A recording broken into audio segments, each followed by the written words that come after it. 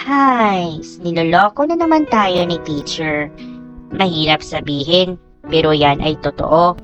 Mahirap unawain, pero ramdam ko.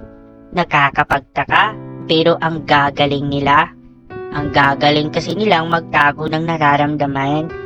Yung tipong tinitiis na lang nila dahil ayaw nilang makita natin na nanghihina sila. Nanghihina sa buhay na hindi nila hangad na mangyari pa.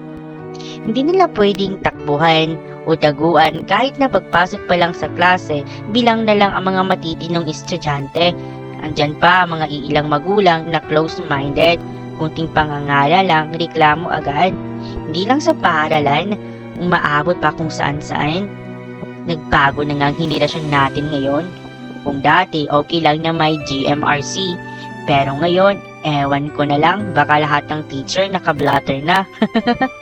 Pero biro lang. Mahaba pa naman ang proseso bago sabihin na mali si teacher.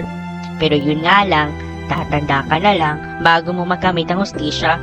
Pilipinas baga naman. Pero balikan natin si teacher naman loloko. Akala ko kasi, dati, ang galing lang talaga nilang magdrama. Pero ngayon, mas lalong naramdaman ko ang bawat patak ng mga luha nila. Ang mga hikap na parang nanlalamon ng 20 pesos hiraya na bigas. Tandaan natin na walang huhubog sa atin kung walang mga gurong handang magserbisyo kahit hindi sapat ang sweldo at kulang sa mga benepisyo. Agila nga kung maituturing natin sila dahil sa lawak na kaya nilang gawin. Ngunit yun nga lang, malaya nga, pero nakakulong sa sistema hindi nakakaunlad.